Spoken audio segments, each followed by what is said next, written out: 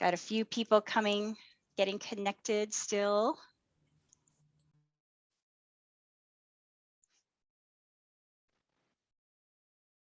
I'll give you just a few seconds here.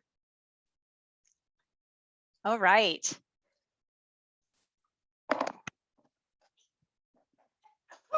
Excuse me. All right, let's get started with some sneezing. Excellent. Well, welcome everyone. I am Jennifer Statham from the Indian Education for All unit at the Montana Office of Public Instruction. Welcome to our first Advocacy Award recipient webinar series tonight. We're so excited that we're launching this with Jacie Jeffers from Billings. I sure am excited to hear her boarding school presentation this evening. Thank you so much for joining us. I would like to begin with a land acknowledgement in the spirit of healing. I acknowledge and honor the original peoples of southwestern Montana, Helena, Montana area, the Salish, the Blackfeet, the Kootenai, and other tribal nations, Crow, Northern Cheyenne, Chippewa Cree, Nez Perce, Nakota, Dakota, Little Shell, Assiniboine, Shoshone, and so many other indigenous people who call it home, past, present, and future. I would like to let you know that we are recording all of these, so they will not be available within the next day, but within the next few days. So this one should be available by Monday afternoon. So if you would like to watch it again or share it with any of your colleagues, those recordings will also be eligible for 2 renewal units, but it'll be a few days out before this one is ready to go. You will all remain on mute during this recorded webinar. Please sign in on the chat. I did open it up. The sign-in sheet is only available while the webinar is live, so please make sure to only click on that link. It will only be available to you once the webinar has gotten started, but do make sure you sign in if you'd like renewal units, and put your name in chat as well and where you're teaching so that we can know who is joining us this evening. We will be doing a Menti this evening, so look in chat for the Menti address when the time is right. There is both a address that you can click on that should take you straight to the word cloud that we'll all be interacting with, or you can just go to menti.com and put in the code that I will give you a little bit later. There will be a feedback survey. Yes, we also interchangeably call it a renewal unit survey. I realize not all of you are getting renewal units, but we do want your feedback even if you are not interested in renewal units. We do go through every single piece of feedback, and all of your feedback helps us improve, as well as lets us know where we're doing a good job. And also throughout the presentation, please feel free to participate in the chat, ask questions, share ideas. So as I've noted, this is the Advocacy Award recipient webinar series. So this is the Advocacy Award that was in Teresa Veltkamp's memory. Teresa Veltkamp was an elementary teacher who brought all of her passion for Indian education to her career as an Indian education specialist. Teresa was one of the first coordinators in development of the Indian Education for All Best Practices Conference. One of Teresa's best friends and colleagues said of her recently, Teresa's approach to Indian education for all was a very personal one. She deeply recognized the importance of relationships as a foundation for her work. Her passion was reflected in her unwavering dedication in Indian education for all, both as a teacher and as an Indian education for all specialist. Teresa advocated for Indian education for all as not just a legal obligation, but more importantly, a moral one. And with us tonight, as I've mentioned, is Jacie Jeffers. She is a 2020 recipient of the award. Jacie is Little Shell Band of Montana Anishinaabe.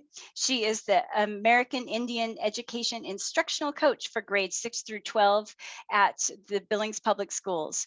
Jacie was recognized for her steadfast commitment for what I like to refer to as the heavy lifting for the Office of Public Instruction.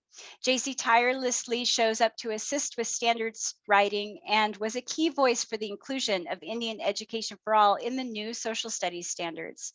She also has contributed to the English language learner assessment scoring criteria and served on statewide Indian education for all curriculum development teams.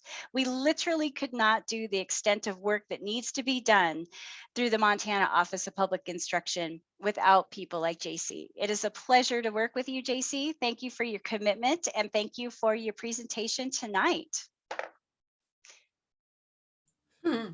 Thank you, Jennifer. That was so humbling. You always give the best introductions, so I appreciate you so much. Got people coming in my house, coming in the door. I just started.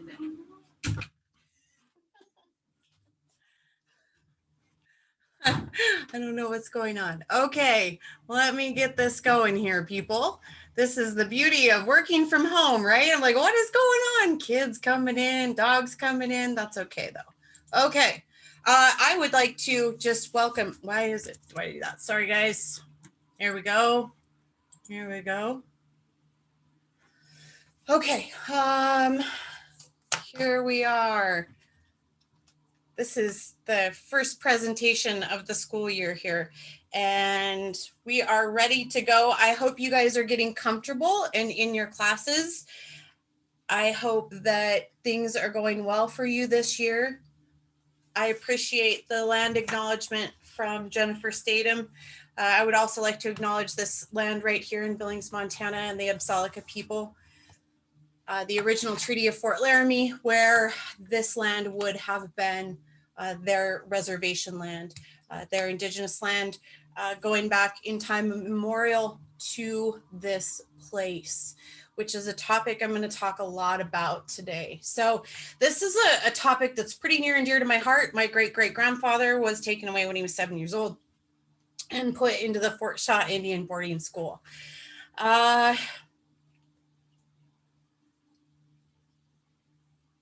I just want to shout out to Billings Public Schools, Glenda McCarthy specifically, who really brought me into a more open view and understanding of the boarding school era.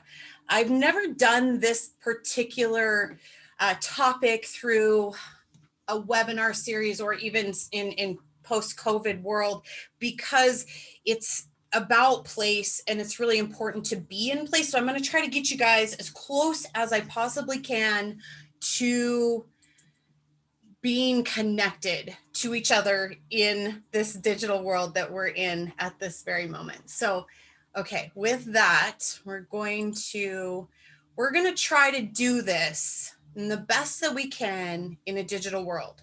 Okay, so that means active participation from you. We're going to do some chat box stuff.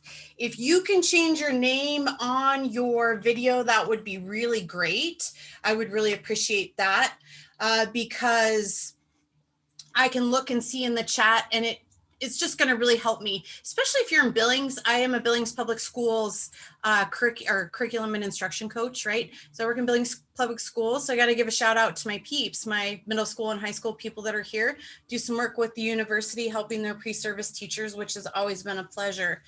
And I hope I get to go do a little bit more of that this year. Last year, we were home teaching because we didn't have enough teachers. And so here we are. Everybody can see my screen. I think you can still do emojis. I don't know if you can do thumbs up or not on this, but if you can, I encourage you to use them. It's always nice to see a little heart or smiley face, or I think you get another little guy too, don't you?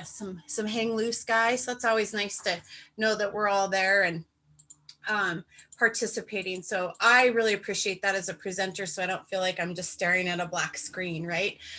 So we're going to start with a poll today, and you're going to answer, and then we're going to project it onto the screen. And so I'm going to flip a little bit back and forth in how I approach this there's two perspectives here, right? There's the perspective of how you approach this thing with your students.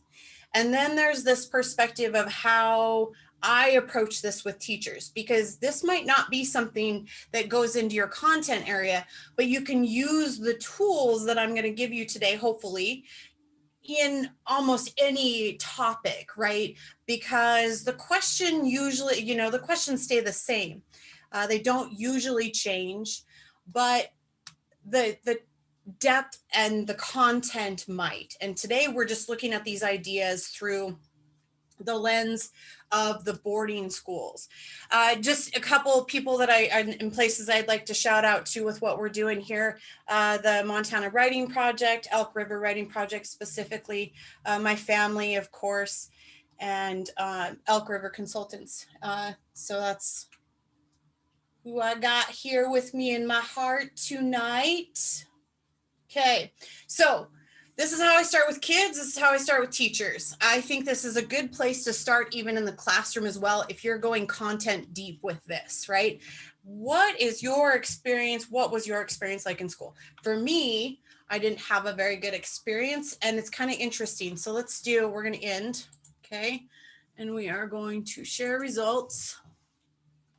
So mostly positive, that's pretty good. Mostly negative, neutral or indifferent. I always get a kick out of this one, right? Very negative experience. And, you know, with kids, for the most part, I get about the same kinds of things. And I always love this because I think there's a good bunch of us out there that go into it wanting to help students like ourselves feel more connected. But this is good too. 21 of us, right, had a pretty positive experience. And that's about what we get with kids too. What worries us, right, is these negative experiences, or, you know, this is great, right? But then this is one. that's interesting. I guess I wouldn't say mostly negative. I would say neutral. I didn't really think about it much of the time. I mean, I really did become an educator because I wanted to create a positive experience, but I liked school for the social, but I never really felt connected at school. We can get rid of that. So there was our poll. You know, how did you feel? I go back and forth with this question all the time, and you can word these things however you want, but you're just asking how connected do you feel to school? Did you feel like you belonged in the school? And then this next one we're going to do in the chat. And what made you feel connected to the school? So you had those positive experiences, right? So what were the things that helped you feel connected? And we are going to stop sharing because I need to see the chat. Okay, so in the chat box, basketball, sports. Ooh, interesting. Friends and teachers, music, band. That's good. Sports.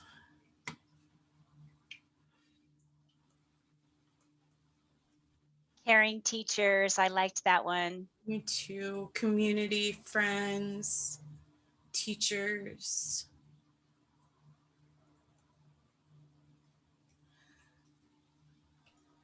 Folks, do make sure that your audience is set to everyone instead of just directly to me. Otherwise, not everyone can see your answers. Yeah, because we're going to do a lot of chats here. Great. It's interesting that, did anybody notice it's something that they didn't see?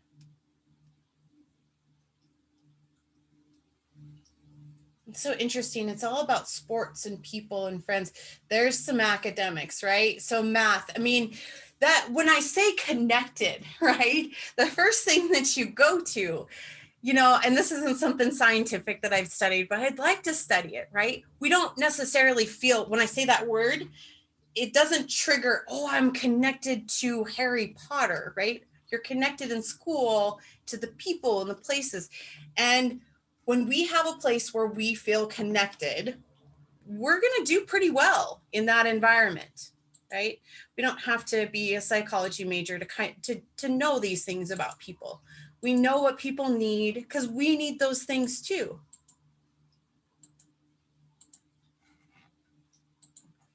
So then I'm going to pull out my social studies roots here, and we are going to look specifically at an essential question. How can we start connecting students with their schools? So essential questions are ideas that you bring kids back to again and again and again, right? So how do we start connecting students with their schools? When we look at the boarding schools, I'm going to pull up my other note here. I don't have it ready. I'm sure a lot of you, in school, 3:30, get going. Think of all the things that you need and what you want to say. So we're connecting our students to the school. And what I'm going to focus on today, the 3 tools that I use, and then the kind of lessons or ideas for connecting students to the school centers around the premise, obviously, of boarding schools, right? Because perhaps there's no other time in American history where more intentional damage was inflicted onto the lives of American Indian people. The trauma experienced has extended across generations, the effects of which are still felt today across Indian societies, communities, and families. And so when we're thinking about the long-term effect of these things, we have to, create we want to create, I don't mean to say have to, we want to create an environment where those lasting effects of the boarding school are no longer as present as they are right now.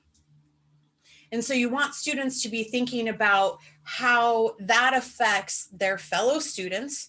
We want teachers to be thinking about how that affects their students and their colleagues, right? Because there's this long lasting effect of the boarding schools.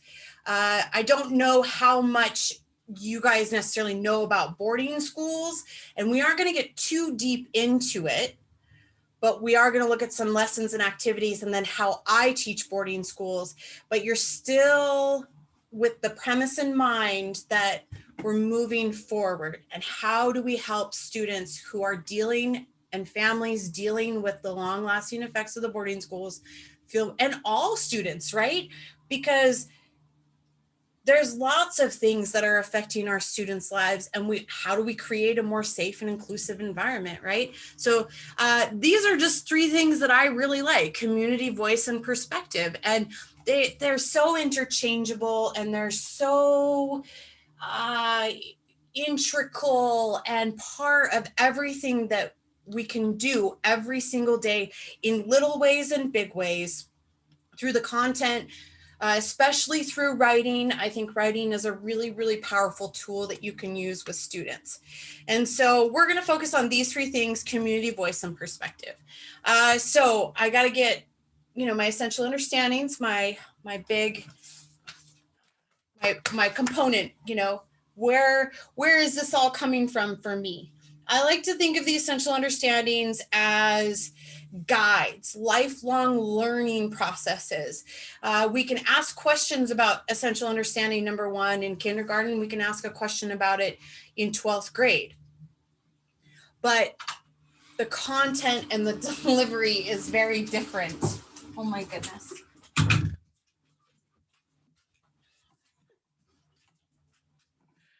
I'm surprised there's little kids running in here too.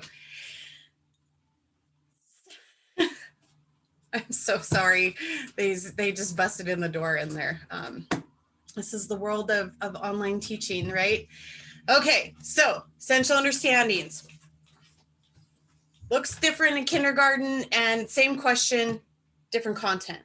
Okay, so there's very specific places that we teach boarding schools, but then there's also this knowledge for you to give you the confidence to work with our kids, to help them achieve more, and then tools that work in the classroom for everybody, right? Because it's always, we're Indian Education for All is about everybody, right? Okay, so here we go, 1970s to 1968. We're going to get into the real nitty gritty of this. A lot of people don't realize this goes to 1968, and it really doesn't officially end, right? So the Dawes Act, we have very delayed, and we'll look at this a little bit more specifically, but this is where I'm at, right? If you want to think of essential understandings as standards, you can.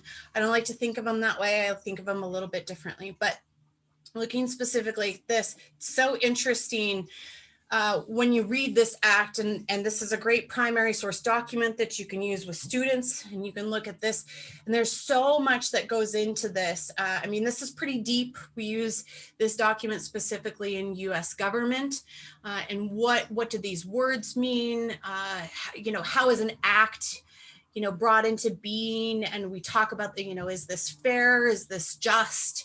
Who is affected by this? So we ask all these questions. That's a big, deep government, US government topic that we do. Excuse me. And then here we are, obviously, I have to show you where the essential understandings are, right? excuse me, and provide a link. Okay, so this is the big thing right here. So we have the end of reservation allotment. Think about the end of treaties. Battle of the Little Bighorn is here in 76. Right, so that's some of the bison are gone. Railroads are here, gold is here. That's my social studies teacher coming out there, guys. Love it. Okay. So if we're going to look pretty deep, oh, we got a Menti in here, don't we? I went to, that's why. Okay. So this is what I like to really look at too. Okay. So essential understanding 6, we could look at all the essential understandings. So if you look at number 1, right? All tribes in Montana are different. And if you think about that statement, for boarding schools, you can start very simple at the beginning with that statement and just look at different tribes in Montana and resources about where students went, who the agent was, what years was it, how far away were they shipped, or students shipped off, and how long did they stay. So you're looking at the different experiences from tribe to tribe, because not all of those experiences are the same. And I cannot even claim to be an expert in any of that, but we know that that's true, right? We know that the history and relationship between the tribes of Montana and the federal government or corporations or even Canada, right? And even going back even further, relationship with the UK or France or Spain.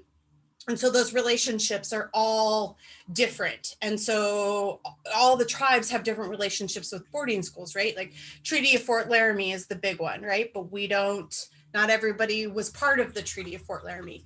But when we're looking at boarding schools, if we're looking at the real deep history of it, we're in Essential Understanding 6, and there's so much perspective, right? So we just went from kind of a simple look at it at the very beginning in 6th grade. And this is a little bit more what it looks like in US history or the big content, because I do have a high school background, but that's why I'm going to give you guys some writing stuff as well. So we're going to take this. Yay. Okay, we get to do something interactive now. I got to copy and paste this first. Copy. Stop sharing. All right, we are, there we go. Okay, so I'm going to copy and paste in the Essential Understanding 6, and you are going to identify 3 words. Oh, she's already on it. There we go. See? So yes, you can see in the chat, go ahead and put the Essential Understanding 6 in, Jacie, so those who are just catching up can see the language. But we're looking at Essential Understanding 6, and then we are going to the link here in the chat, or you can go to menti.com and put in the code 5927368. But I believe it'll be easier just to click on the link. So we are looking at what words do we notice, and you can put up to 3 answers per person.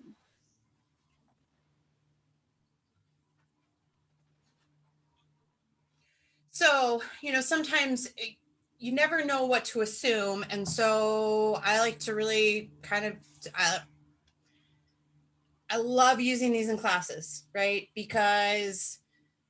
So I'll use these at the beginning of a unit. You can use them with a standard, the essential question. Maybe you have a statement, really powerful statement from an author or from a primary source document that you really want kids to dive deep into.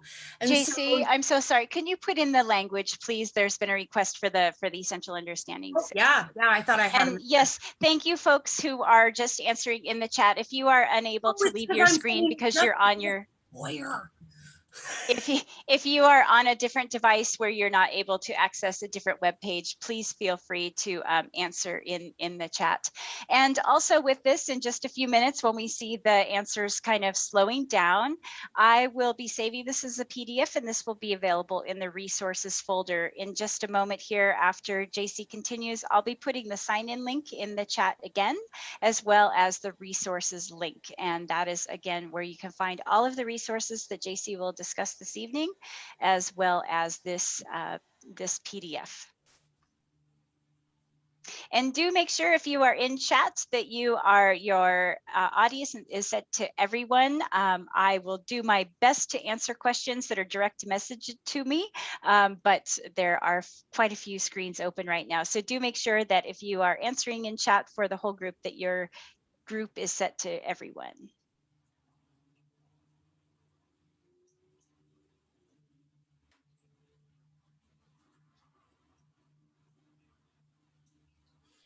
All right, looks like it's slowing down, so I'll go ahead and stop sharing. And what I'll do, can you add that into the slideshow then, Jennifer? So there. Do you know how to take can you screenshot it at least so I can have it? Well, you'll have the PDF. The PDF will be available in the resources. Oh, nice. Yep. So the whole thing. So that'll be available to everyone. Yay, thanks. Okay, so we had words like, can you share it back, please? Is that possible? Because I want to talk about what we had. Oh, yes, I can. Here you go. Okay. Whoops. I guess I have to actually share my screen. There you go. So I really like mentees. We can take these. I love it for building in a classroom, right? But then what I do with this, what I'll do, it becomes like a word wall, okay? And we put it up on the wall in the room, and we talk about these things. We might define them. And what I really like about these is it brings us together as a group, because this tells us the most important things that we're thinking about are perspective, rediscovered, inclusion, and perspective just got a little smaller, relationship. And these are things that we want all the time in our classroom. I know that you're here and this is Indian education and it's driven by that, but these are things that we think about all the time as teachers. And even if you're working as a team in an office, or you commute, or you work with people on the East Coast, no matter what it is, these are universal needs and desires of human beings. So it really resonates with me as a teacher when you see this come up with kids. And then you have inclusion. You have this ready-made poster sitting there on your wall to refer back to all the time. You could build norms around this. I love them. I love them so, so much. And they're really, really powerful. And I think if you use them in a way that okay, sorry, continue. You can stop screen sharing, Jen. I'll share mine now. And look at us. So these are the things that are important to us. And it'll be really clear here in a second, because I'll show you, these are the words that I've picked out too. Textbooks, let's see, knowledge, perspective, values, identities. This is the deeper look. So if you go to the essential understanding, so this is pretty cool, right? We're going deeper into these. So at the very beginning, here we are, right? So these are the overview of them. And then each one goes a little bit deeper and a little bit deeper.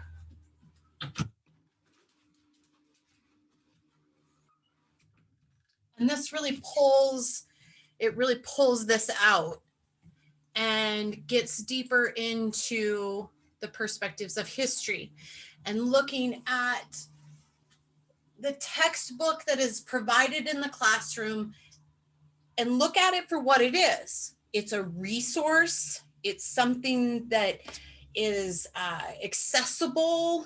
We can teach kids about referencing materials, but there's so much more to American Indian history that's not in the textbooks. I don't know how we got that way, but it's an accepted truth, right? 7% of Montanans are American Indian, and how much of the curriculum or how much of the material in a textbook is 7%. Let's just say if 7% of the people are, and it doesn't matter where you go, right? So we have to find this material and we need to bring it into the classroom in a way that is going to be impactful, not only for the content knowledge, but for the students, and to reduce prejudice and stereotypes, right? And to help us all be more understanding and inclusive, because that was the word. So it's for us, it's for the students, it's really what's for everybody. You don't necessarily, so another thing I like to think about is we don't all necessarily grow up learning about American Indian history or culture, depending on so many factors. And so it's our job as a practitioner of knowledge and a disseminator of information in the classroom. We're all in this journey together, and bringing in this content and having our own background knowledge is really important to help our students succeed and be successful and want to be in school, right? Because if we can't even get into school, then how are we going to be successful? And so we do some things in our district that are really impactful, I think are really impactful and are really important, and we're just getting started. We have so much more work that we want to do in so many ways that we want to include what our community is into the schools. And so how can we start connecting students with their schools? So we've looked at the essential understandings. We looked at those pretty deep, right? We're going back to the essential question, how do we connect students? So this is your guide, right? You have to go to the essential understandings first. It's where I always go. So that's the, I don't like to think of it as, checking your standard box, but this is your guide. This is where I always start. This is where I like to start and really think about and focus on. People way smarter than me came up with all that stuff, so I'm definitely going to use it. Okay, so community, voice, and perspective. So community. How do we build community in our classrooms? And like I said, this is just what works for me right now, and I'm using the essential understandings to verify why I would state that community, voice, and perspective are really good ways to help students feel more connected with their school. Okay, in our community, where you feel a connection with people and place. This is a great site for you. So many things. Okay, I'm going to type in boarding schools.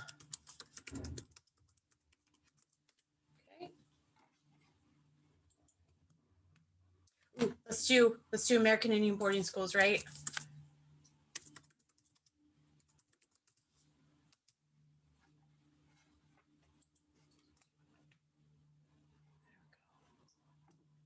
Okay, got all these cool resources.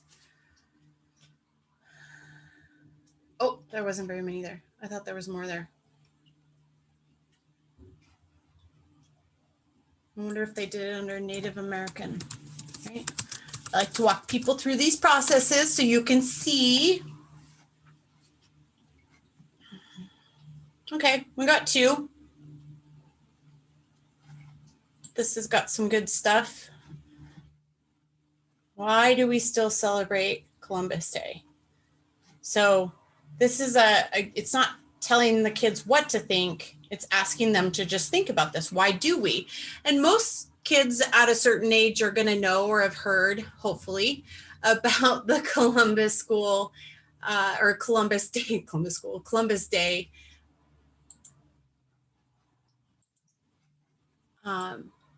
controversy. Should, it's federal holiday, banks are closed, things like that. And so should we be teaching, how do we teach it in a more inclusive way in the classroom, right?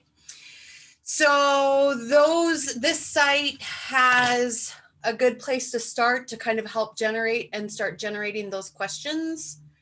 I really like that series. I have another link that goes with that one too.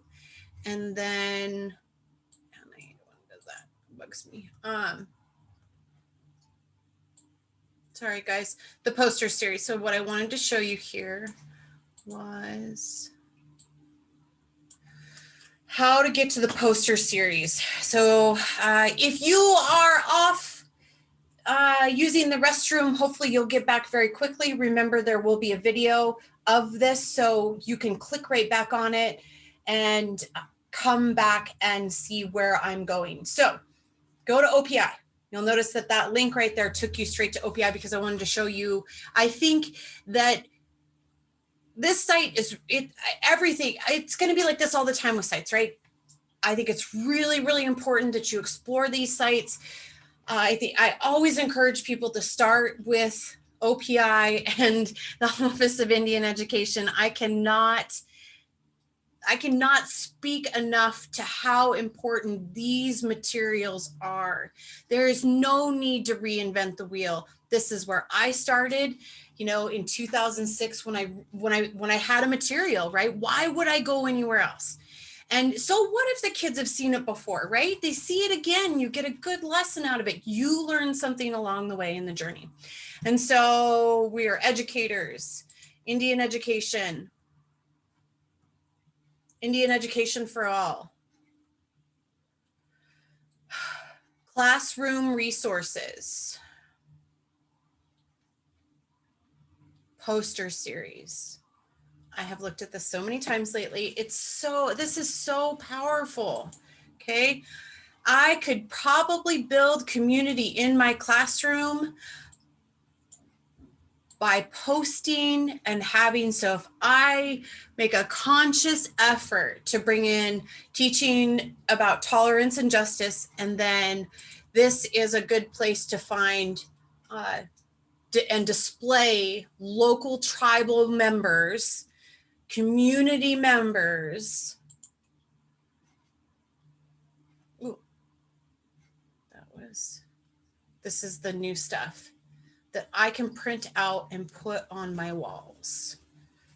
Okay, click on my buddy Shane Do All. This new series is so cool. I love this so much. This is so beautiful. This is the medicine wheel, and you have, our wonderful friend Shane Doyle here, who's really into a lot of very cool things. And we're so lucky here to have access to him in the South. And we bring him in a lot for a lot of things. He's so knowledgeable and caring and kind with kids, and we just enjoy him so much. And then the kids can have a picture of him on the wall. Maybe you have somebody else that you guys work with.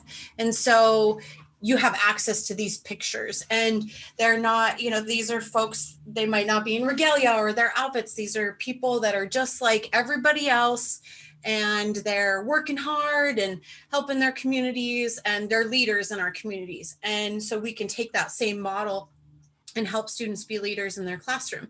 And so one of the ways that not me, Carolyn Rushi, my counterpart, she's the elementary coach, she brought this together. And this is, she might tell you something to her, I know what her goal was, but for me, these things are really powerful for many, many reasons, right? We not only get oral story with these from the kiddos, and it's an important informational, educational topic. We have access to a studio that does it for us, so that's really great. This is obviously why we have braids and long hair, but there's a lot that goes into this. And so we use things like this more and more, like the poster series and videos, to try to create community in our schools. Cactus runs above. So let me make sure. Yeah, and he's super quiet. Let me make sure that I have my volume all the way up on my computer. I should. It's just really quiet. Yeah. That's okay. We're going to see. We'll have the closed captioning on too. Northern Cheyenne, Hito Nako, that's my name. I come from Ani also. My dad's Walter runs above, and my mom's Cassie runs above. And I'm a descendant of Chief Little Wolf. Our hair is a symbol of who we are as Native people, and the Creator gave it to us to honor our mother and grandmothers. And it connects us to earth and nature, just like the tall sweet grass that we cut and braid and tie off to pray with. It was said the long hair intensified their senses in battle. Men were proud of the long hair, and it distinguished a man as a warrior, which they carried with native pride. Each tribe has their own different way of braiding the men's hair. Cheyennes, they have 5 braids, and I can't really say for different other tribes. Ani has the side braids, like on the side right here. And when somebody passes away, we cut our hair in respect and mourning. And after you cut it, you burn, bury, or throw it in a river because it will grow with new life and a new beginning. And the main thing is, it is held high regard for men. In ceremony and powwow, this long hair is like natural to see. Everyone has it. During the boarding school era, it was mandatory to cut all natives' hair, be it boy or girl. Christians, Catholics, or any other organized religion wanted to take the so-called savage out of us. And during this time began to destroy our culture and our self-esteem and the being that is inside of us. This was the death of the warrior.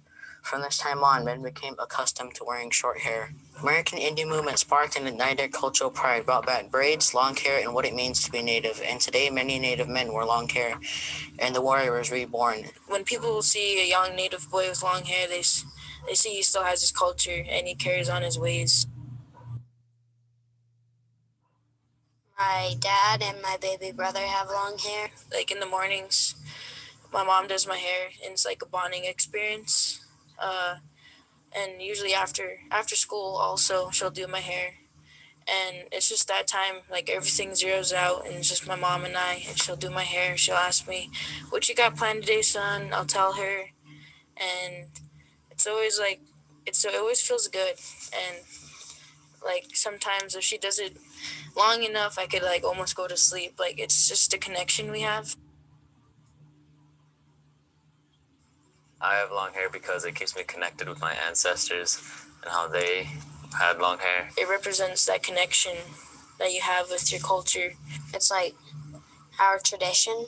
As the longer it gets, it just shows that how much your family takes time in making this for you, braiding your hair. It symbolizes strength, power, and our ties to the earth and all. Okay.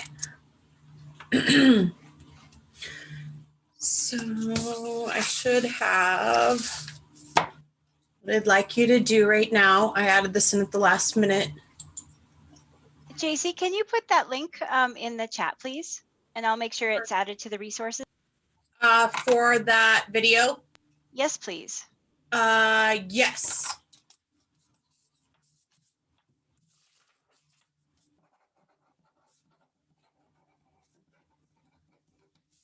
And it's also available on our website as well. And I'll show you where that's at in a little bit. Okay, so what I'd like you to answer right now is how important is your hair to you?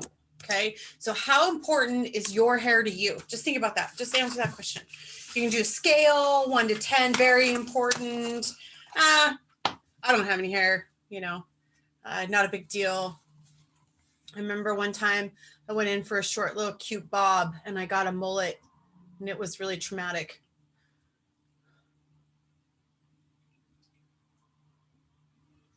I've always felt like hair was kind of this, it's a universal thing that I feel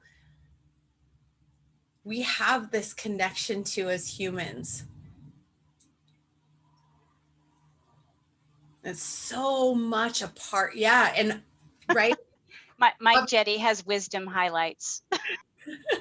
Love it. See, we perm our hair and we color our hair and we put up our hair. And that's not necessarily something just for American Indian people, right? And there's lots of other cultures in the world that have, like, I had never heard the story about when you cut it off, you bury it. I felt so honored when that story was shared with me, or I read that, or I heard that story, right? Because then it was being shared. It was just really, I hadn't heard that. And I just kept thinking about how important our hair is to us and thinking about, we need to go here. Sorry. The unique Indian experience, right? Because American Indian people have, there's different stories for different tribes and maybe different ways. Some people, I remember, okay, so one of my friends, she's from the Blackfeet. She told me one time that sometimes they wouldn't cut off their hair because it might have been something that was really important to a family member, and that it was also a really private experience for her family and from her perspective. And so we have the unique experience of the American Indian as a result of several federal Indian policy eras, right? But then we're looking specifically at the boarding school right now, and the cutting off the hair was so traumatic and so culturally changing. And not only, is it something that ritualistically or spiritually or as a part of a connection with the loss of a loved one made it even more impactful. I never know how many people have kind of heard that statement, but I'd just like to say that, cutting off the hair, if you associate that with death, right, then somebody cuts off your hair forcefully, you're going to associate that with death, and a part of you is dying. So we have the shared human experience of our hair and how we fix it in the morning, how connected we are with it. It's something that connects us all. And then just recognizing and bringing honor to the experience of hair and tradition with American Indian people. And also knowing that not everybody's the same and not all the traditions are the same, but this was a really important piece of this puzzle that I hear brought up time and time and time again when you hear people and the testimony from the boarding schools. So, thinking about perspective, I think that it's also important to explore the reasons and how tribes, the relationship that was existing. You have geographical factors based on where people are located, distance to schools. But we have a saying in our office that I don't think any American Indian person hasn't been affected by the boarding schools in one way or another, whether those are traumatic or it's really all trauma, right? I mean, it's, you're being ripped away from your home and forced to lose your language and speak English and abandon your culture, and you've left your mom at home. But sometimes children were sent to the boarding schools because the family members might have thought that that was the only way that you could survive, right? So different tribes made different decisions, and it's important for us to explore those different decisions and ask questions about them, and not judge or persecute, but to ask, why would somebody be making this decision, and having students think about that. So it's really important to understand. A friend of mine, I don't know if I have the right, if I can share this experience or not, but even my great-grandfather, his experience in boarding schools, when I tell folks that he ran away 7 times and on the 7th time they decided that he wasn't worth it, and they just left him and they never brought him back. There's other folks that have stories about their grandfathers or great-grandfathers running away from the schools and always being forced to come back. I know stories of family members walking hundreds and even thousands of miles to return to the reservation. So, and then there's the Fort Shy Indian boarding school, or basketball girls.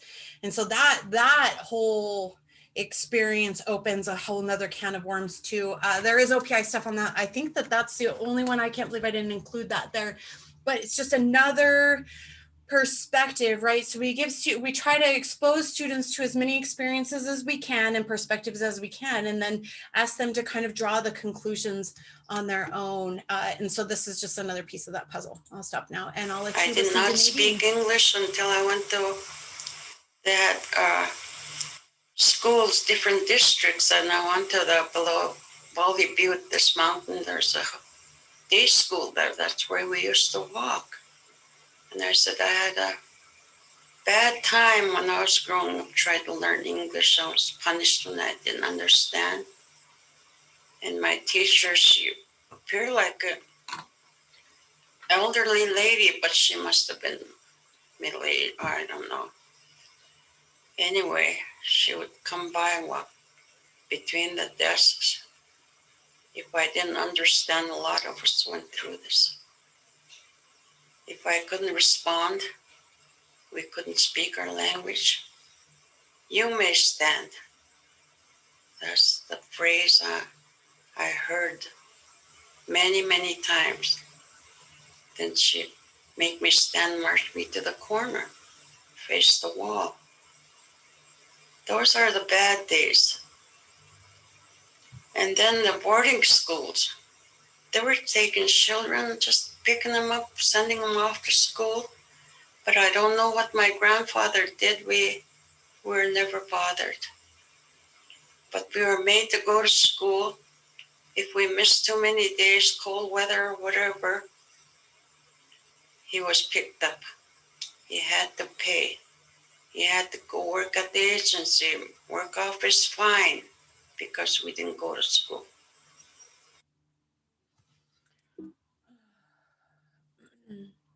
I did not. And then we have. I did not speak English until I went to. Here we go. Okay.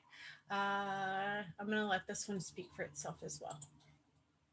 We had mentioned earlier about the mission that was established at in the Little Rockies, and that was, of course, St. Paul's. And they had asked the Grove One tribe if they could establish a mission there. And the Grove One gave them a piece of land to build a church and a school. And they established a boarding school there at in Hayes. And they had, and you always hear the stories about boarding schools, and of course, a lot of this occurred there as well. But there's also stories of people, saying that they, were able to get a good education and a good experience there as well. So there was kind of a mixture and a hodgepodge of both of those experiences. But as far as it relates to culture, it really did do a lot of damage to the culture, especially of the Grove One people, because. Okay. And so we have kind of these two perspectives, but then we mentioned earlier about the overall theme of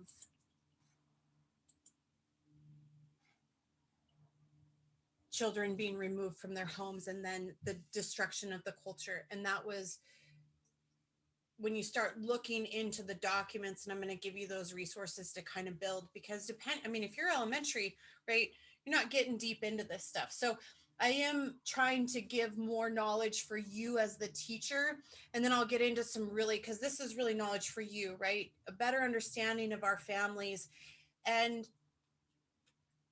why it might be difficult for our families to trust the schools. And there is still misunderstanding in culture and how American Indian people live, or how non-American Indian people live. We get so many questions sometimes about decisions that are made, and the history is such a good place to start to really, because whenever there's a simple answer to something, I like to think, yeah, that can't possibly be it, because things are so complicated. And if as teachers, we can have a better understanding of the boarding school era, we can have a little bit better understanding of why some of our families might not trust schools. And that's okay, because we can create an environment of community and perspective and voice and help students feel connected, specifically through the curriculum. Love MontanaTribes.org. This is so many activities and resources here. I love the digital archives. That's where I pulled those two from. You can go very, very specific, land and treaties. You can go, and there's so much. I connect with Everett almost every time I watch that video. I connect with something different that he says. And so I don't think that you can ever use those sources too much. So in the chat box, I'd like you to go to MontanaTribes.org, and I'd like you to just look at something that you might want to explore more. So you're going to MontanaTribes.org, and if you just type that right in the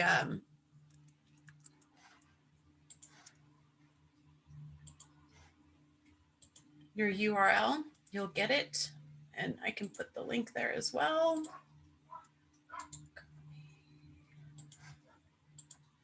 Let's go.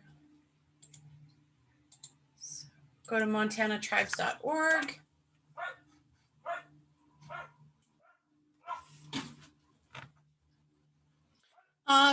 Somebody asked if this might be why we have issues with absences today. You know, that was kind of crossing my mind, and I think it's a really complicated question, but also an important question, because thinking about this being a contributing factor, there's also cultural things I think that can be misunderstood.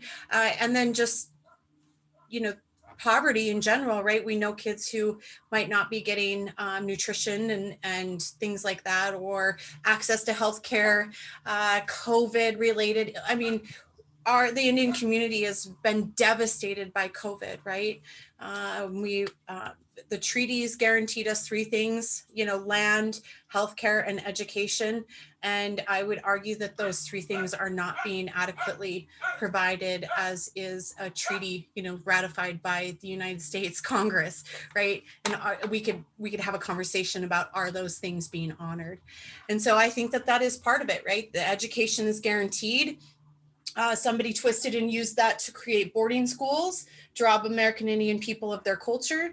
And then now we have a system in place that sometimes, you know, kids will start looking at stuff and they're like, man, you know, I feel really oppressed at school sometimes too. And I think, yeah, I'm sure you do. I'm sure your parents do as well. But it's important to acknowledge those things, because that's that universal connection that we all share as human beings, that we want to be autonomous and be able to make decisions for ourselves and not necessarily be told what to do. And especially culture and identity and those things, and keeping that connectedness, and having it just ripped away can be really difficult. One of my favorite books is Pretty Shield. She talks very, very specifically about, she felt that the school system, so this was in the 60s, specifically did not think that school was important. Somebody had explicitly said it to her family, that they did not think that school was important to her family. And she took all the grandkids 8 miles in a wagon to Crow to get her grandkids to school. And she talks very, very specifically about wanting her kids to go to school, the value of education, how that was a misconception. And it's so interesting once you start getting into it and diving into it and really looking at that and thinking that it's much more complicated than that even, right? Then it's about society in general, right? This, you know, wanting to be connected, but then also connected with the curriculum. I want to read about Sitting Bull having a vision and cutting off his flesh before the Battle of the Little Bighorn, or Greasy Grass, the Battle of Greasy Grass. And I want to hear about that. I don't want to hear about him going on the Buffalo Bill Cody. That part's interesting too, right? Because that was part of his life. But that's probably not what kids need to see. Kids need to see who this man was in his culture, not how he went on the Buffalo Bill Cody the little circus thing that they did. And I'm not trying to discount that because he talks specifically, and there's stories about him passing the knowledge and his experience to his grandkids, and even how he was treated when he returned home after that, and being accepted into certain communities and not. Those are important stories. And we have so much access to that knowledge. And, you know, I think we need to expose our students to those things. Hey, Jacie, Yeah. pardon the interruption. Everyone, this is an older site. Thank you for your patience. I realize that everyone can't quite get onto it right now. And so maybe Jacie can share her screen. But yeah, it is an older site. So I'm sure that it is a limited amount of people who can actually get on it all at once. So apologies for that. Interesting. I wasn't even looking. So this Montana Tribes one is? Correct. Yeah, people are not able to access it. You will be able to access this, just not when 84 people are trying to get on at the same time. So thank you for your patience, everyone. Thanks, guys. Okay, so we're gonna go back here. All right, so did a little bit of a bird walk there. but I like to let things kind of take me where they take me. So, you know, I'm going to get back on track here. Love that question. It's a great question. I do want to acknowledge some of our exploratories. So some people were able to get on. Let me look real quick. Okay, so cannot get on server over. Yeah, it wasn't even, I was just, my brain was just scrolling right over that. And so she's got the good link in there now.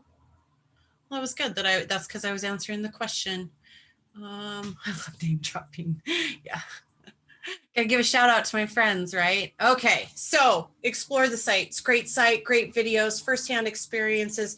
There's a whole section on, you know, there's 3 or 4, I think even about 5 really good videos. So we do like to have students look at those. I like having teachers look at them. I like using them for a variety of purposes. All of the ones on there are great. And so specifically in Billings Public Schools, we have a boarding school trunk. And if we were in person, we would have spent about 15, 20 minutes going through with what I just went through and kind of preparing you for this. And I think it's really, really important to think about these things because the images can be pretty traumatic. We don't want people to walk away feeling sorry for anybody, but we also don't want anybody feeling, too upset either. And so we only do the boarding school trunk 6 through 12, and we try to do it in accompaniment with our novels. And so what it is we've taken pictures, and I have to actually give all this credit to Glenda McCarthy because she made this, and I've just used it since she was gone. So this is all Glenda's stuff, and this is all on the website, on our website as well, and it'll be available here. And so we started with images, and so we took primary source documents and went through those and started printing them off and looking at them and thinking about the best ways to get students to experience and have a visual experience of the boarding school in a safe and protected environment that was very well organized, but at the same time allowing students to think and process. And so it's a sensitive topic. I feel like I've prepared you for that enough. So a gallery walk, if you don't know what that is. So we printed out the images. We had folks from the community come in and look at those images. We talked about why they were important, how we were going to break them up into different time periods, and replicated all of the pictures and put a lesson plan in there. And it's displayed around the room very strategically. And I'll show you that in a second. So it's displayed around the room. You give students an activity. I love KWL. That's probably my favorite tool to use. DICE is another one, discover, intrigue, confused, enlighten. I really like KWL because, what do you know? So we've prepared kids a little bit, and what do they know? And they might have heard things about it in the lower grades or read another book about it. What do they want to know? And then that gives them something to do as they go through. They can go through the gallery and then come back to their seat and write about what they learned. And so we set these expectations that it's, a gallery. So it's quiet. We're giving people time to think and process. You might, play some Northern Cree in the background or something like that to set the mood. We also set up iPads with videos. We're trying to bring in as much digital as possible where kids might, do something interactive with the video while they're watching it, where it asks a question. So the other important part of this is, let's see. So it has the lesson plan, but this lesson plan doesn't have this broken up part of it, which is really important if you're going to put something like this together for you. So if you're in Billings Public Schools, we have these in all the middle school libraries. And if you're not, you can make one of yourself.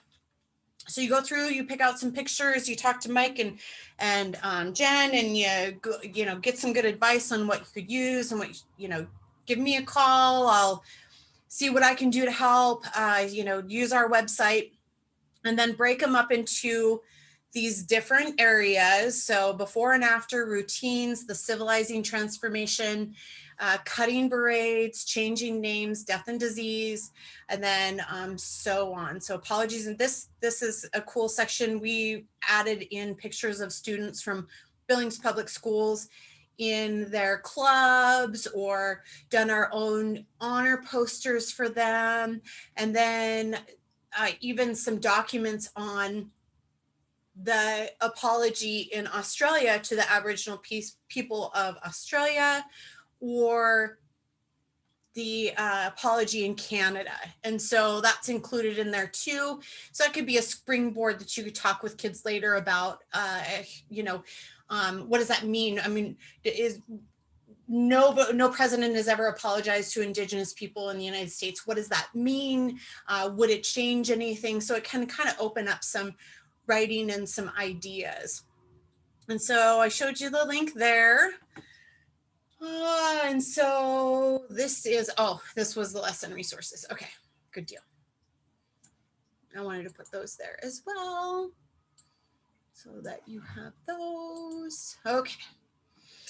So the last little kind of piece that I want to look at is voice.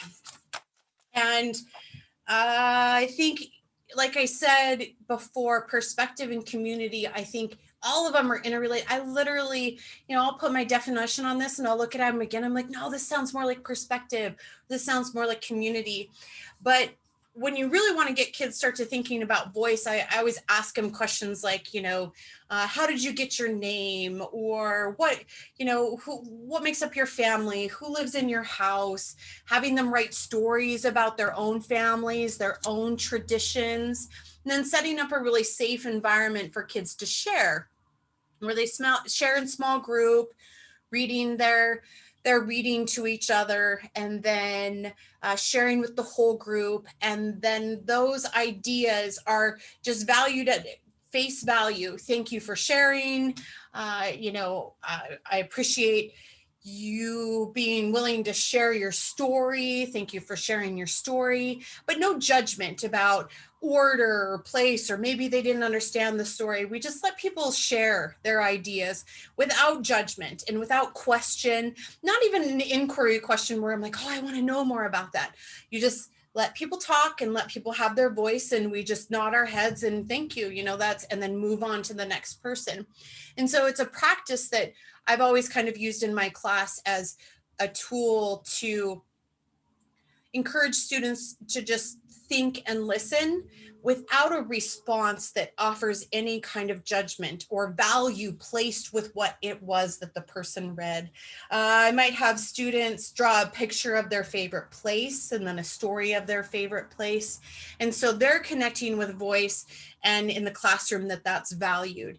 And, you know, you can, wow, that's interesting. You know, you can give those kinds of things in a positive way, but you really try to avoid any kind of negative. So it's kind of how I set it up, with just small little writing prompts like that. And then you get into the nitty gritty. So we have lesson plans and videos.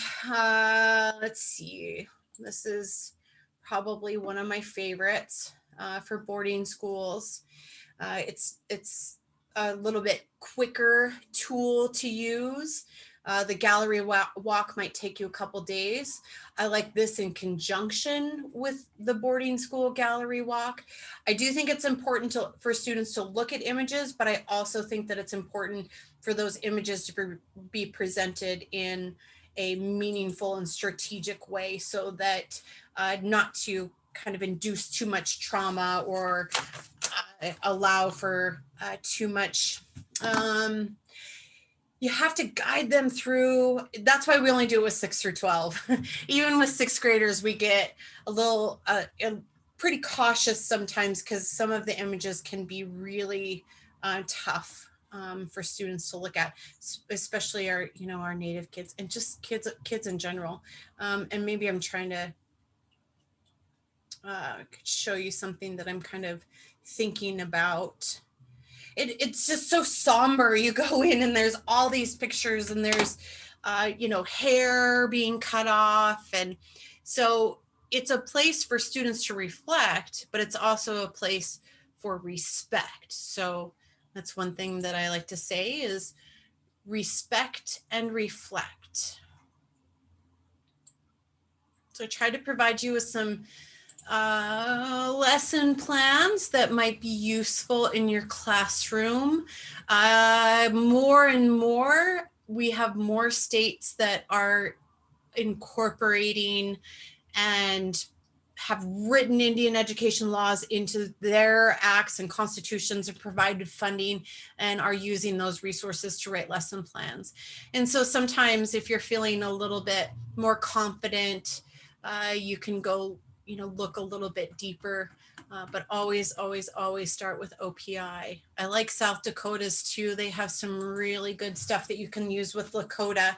And so you can, you know, kind of reflect on the relationship between Fort Peck and Pine Ridge and Rosebud and the reservations in South Dakota.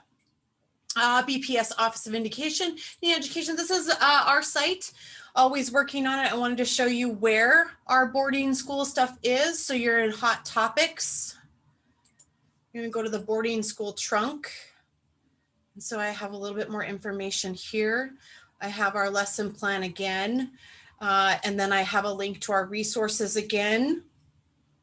And then there is a slideshow that you can use, has a lot of the same stuff that we have been looking at, KWL. You can use it on an interactive whiteboard. I would encourage you to explore that as well. Love, love, love this book. Super great resource for accessibility for students. It's nice. I love the way he writes it.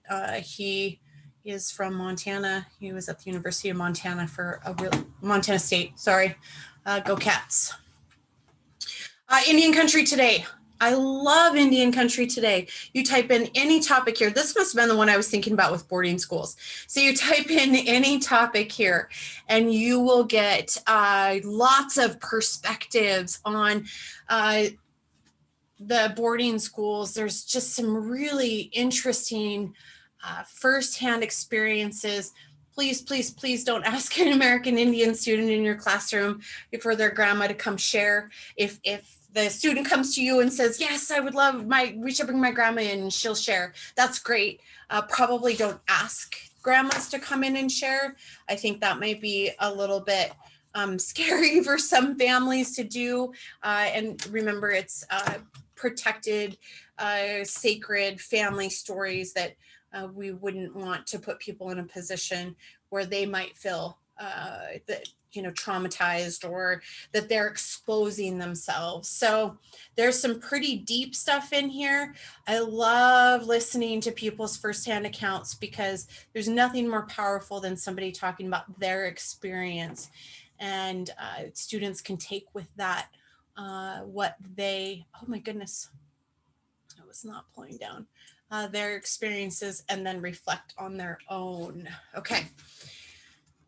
So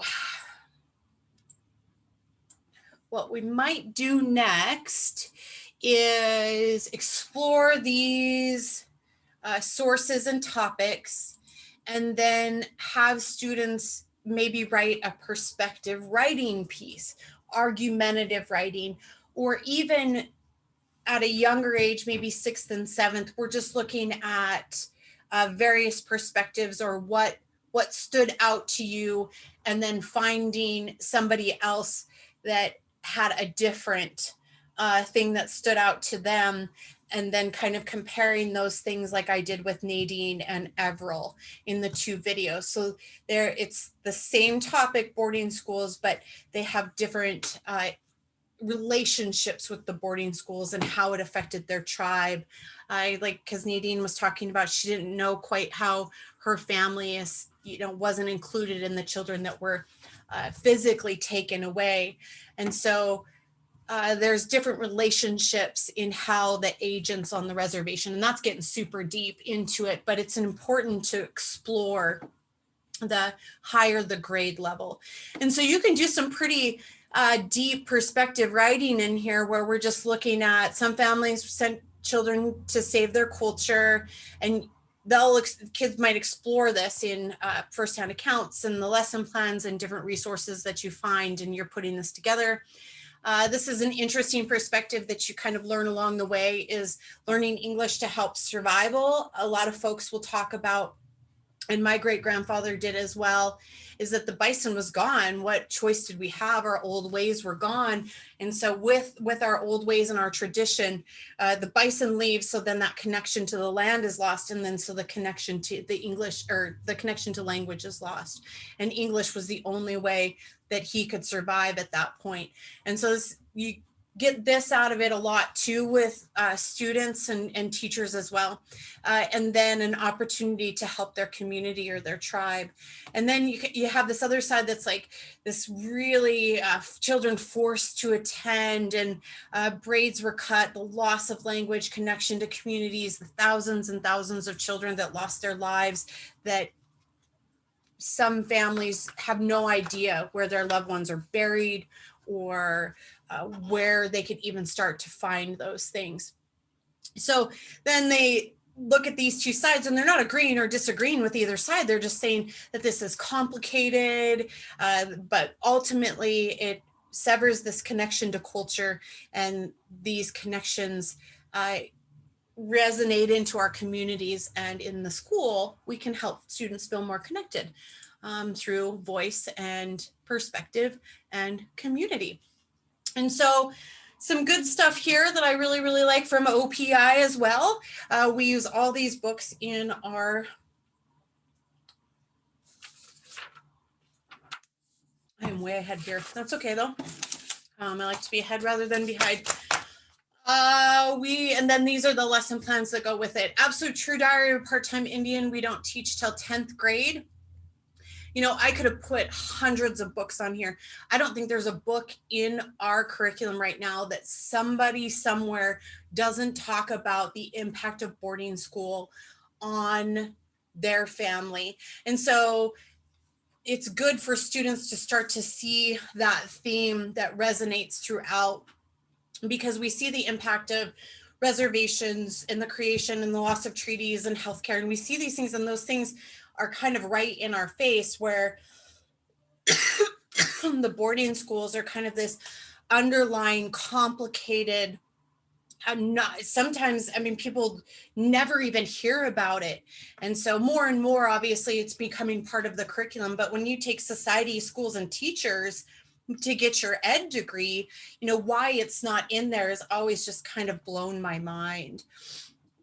And so let's look at, I really like this one if you haven't seen this book, and even for yourself to read them, they're so powerful. These girls, they sneak sweetgrass, if I remember correctly.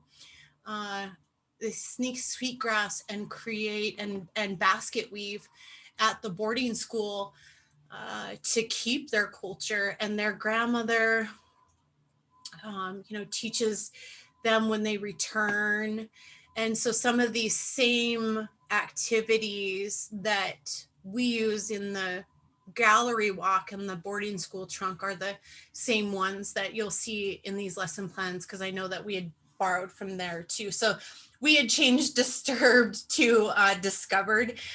So that's kind of up to you. We like discovered better, I guess. We like to do things our own way sometimes. Jim Thorpe is pretty amazing, unique, you know, different story. It gives you that perspective that is different. His father sent him to boarding school. He was very athletic. He's, you know, competed in 3 different sports. I just learned today, my wonderful teaching partner was telling me or told us about wearing 2 different types of shoes to honor boarding schools on American Indian Heritage Day next Friday. And orange is also a color that is used in recognition.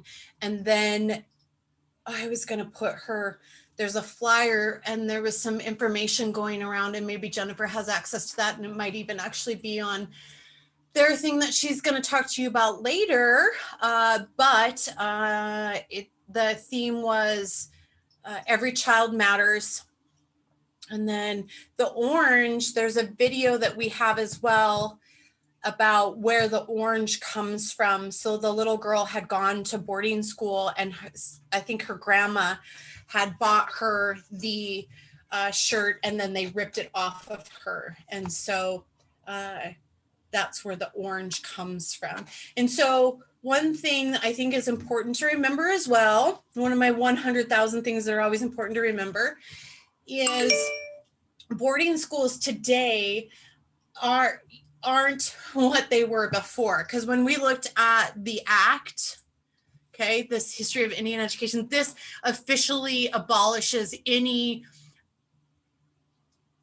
how do you say it, deliberate removal of Indian children from the home without, the consent of the parent and the tribe. And you also have foster care laws that come out of this, where ICWA, where they're the Indian Child Welfare Act, specifically keeping American Indian families together. And so this also comes out of the Indian Self-Determination Act of, I think it starts in 71, and then there's a couple more that go along with it. And then you have this, and then Montana writes their constitution as well. And so when you're looking back at this, those policies, that's no longer allowed to happen. So sometimes when we hear that one of our kiddos is going to boarding school, yes, those boarding schools are boarding schools, right?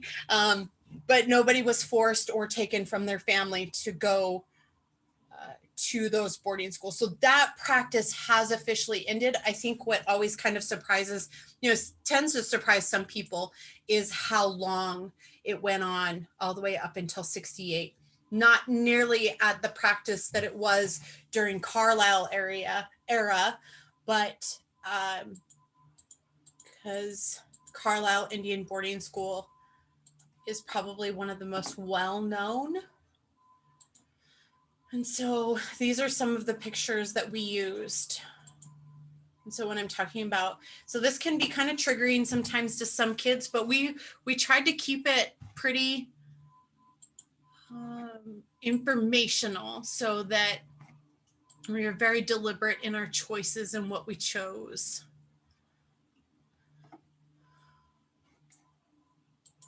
And we tried to include images that are from this area. Oh, I missed National Writing Project. This link right here, College Career. So this is a great place to access resources for argumentative writing. So I was kind of going to give a shout out to these folks, because I really got a big kickstart on my journey here with National Writing Project. So use their resources for writing. They're great. It's good stuff. Jacie, there was just a really amazing story shared in chat. Let's do it, because I'm pretty much done here, and then we'll go to my last thing. Yep.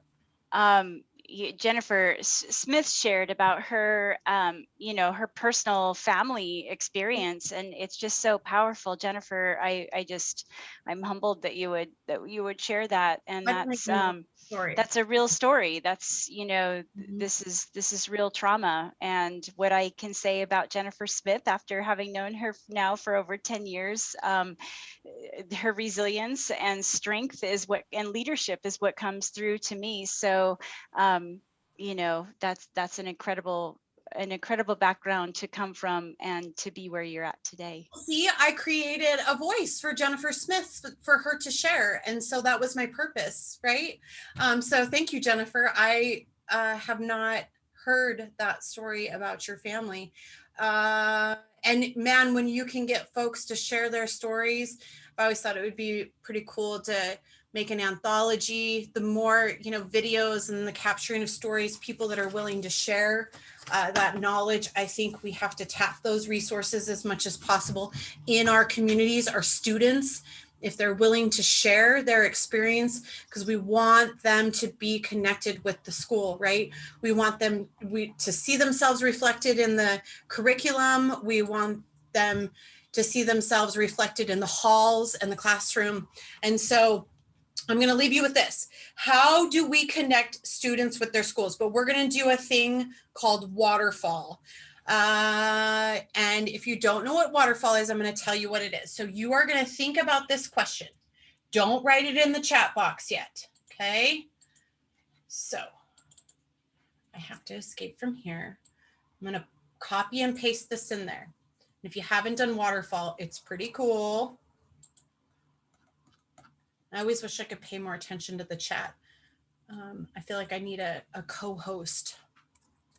Well, you can pay attention to chat once you get started with your directions, and I will go through my little closing, and Perfect. You can So have the last minute. Waterfall is a strategy that you use so everybody thinks of their thought, and this is pretty cool. If you haven't used it, I really, really like it. And so it's a way for us to get a quick snapshot of people's perspectives and what they're thinking. And so I hope that I've given you some tools today to help students feel more connected. It is very complicated, but I've also hoped that I brought you to a more universal understanding of the experiences of boarding schools and a place to start your journey. And hopefully, if you are already on that journey, you have some deeper stuff to dive into. And so I want you to think about one word, maybe 2 words of how we help connect our students with the school, classroom, curriculum. You can write a sentence if you want, it doesn't matter. So you're going to start typing that in the chat box, but don't press enter. Don't press enter, okay? So you're gonna just type it in there, and then we're all gonna press enter at the same time. And we're gonna get all that information at once, and you're gonna pay attention to the chat box as well.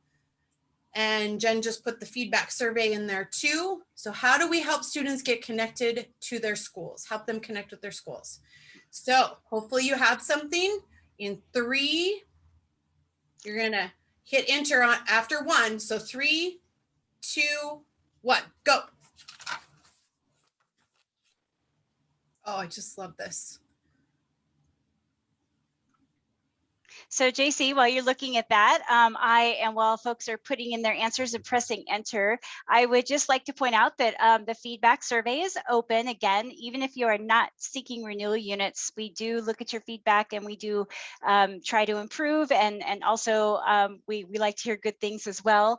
And then September 24th is American Indian Heritage Day, and Mike Jetty has put together some great resources. So I have a link there. It is also on the resource page that I created in the participants look here folder. We also have Columbus and Indigenous Peoples Day curriculum, because that will be happening before our next webinar. So do check that out too, especially if you are teaching on Indigenous Peoples Day, and you take a look at those resources. We have an incredible ethnobotany webinar series coming up. It begins on October 5th. It will run on the first Tuesday of every month through March. And so please do register for that. It's going to be fantastic. We also have other upcoming Indian Ed for All PD. Please make sure to check out our website, as we do post things all the time as soon as we get wind of them or create them and launch them. And do please join us next time for webinar number 2 on October 20th with Amy Williams, as she discusses building community in Indian country. And Jacie, I just want to say thank you. I do have to end this webinar right promptly at 5:30, but in 30 seconds or less, Jennifer Smith was hoping that you could explain the significance of the 2 shoes with Jim Thorpe.